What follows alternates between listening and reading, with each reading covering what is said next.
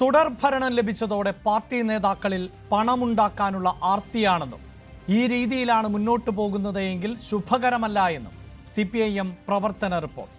സഖാക്കൾ വരവിൽ കവിഞ്ഞ സ്വത്ത് സമ്പാദിക്കുന്നു, കണക്കിൽപ്പെടാത്ത പണം ഉപയോഗിച്ച് കൂട്ടുകച്ചവടം നടത്തുന്നു. പാർട്ടി അംഗങ്ങൾ ഉൾപ്പെടുന്ന കൊട്ടേഷൻ സംഘങ്ങൾ പലയിടത്തുമുണ്ട്. നേതാക്കൾ ഉൾപ്പെടെ അടിമുടി തിരുത്തലിന് വിധേയമാകണമെന്നും സംസ്ഥാന സെക്രട്ടറി MV ഗോവിന്ദൻ അവതരിപ്പിച്ച 5 ഭാഗങ്ങളുള്ള പ്രവർത്തന റിപ്പോർട്ട് അടിവരയിടുന്നു. അതേസമയം പൊതുമേഖലയിലടക്കം നയം മാറ്റത്തിന്റെ സൂചന നൽകുകയാണ് CPIMന്റെ വികസന രേഖ. ഒരു വശത്ത് വികസന പദ്ധതികൾ പറയുമ്പോൾ ക്ഷേമപ്രവർത്തനങ്ങളിൽ നിന്ന് പിന്നോട്ടില്ല എന്ന സന്ദേശവും രേഖയിലുണ്ട്. പുനരുദ്ധീകരിക്കാൻ കഴിയാത്ത സ്ഥാപനങ്ങളിൽ പൊതു സ്വകാര്യ പങ്കാളിത്തമാകാമെന്നാണ് രേഖ നിർദ്ദേശിക്കുന്നത്. സെസ് ചുമത്താനുള്ള സാധ്യത പരിശോധിക്കണം.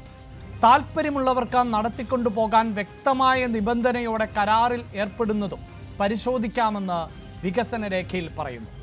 എല്ലാ സൗജന്യങ്ങളും സമ്പന്ന വിഭാഗങ്ങൾക്ക് ഉൾപ്പെടെ നൽകണോ എന്നതിൽ ആലോചന വേണം എന്ന് രേഖ നിർദ്ദേശിക്കുന്നു.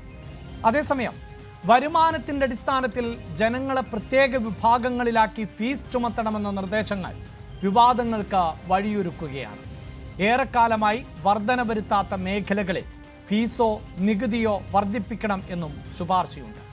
എന്നാൽ ക്ഷേമ പെൻഷൻ തുക വർദ്ധിപ്പിക്കണം എന്നും രേഖ പറയുന്നു. കൃത്യമായി വിതരണം ചെയ്യും. വീട്ടമ്മമാർക്ക് പ്രത്യേക പെൻഷൻ എന്ന പ്രകടന പത്രികയിലെ വാഗ്ദാനം നടപ്പിലാക്കും എന്നും രേഖയിൽ പറയുന്നുണ്ട്.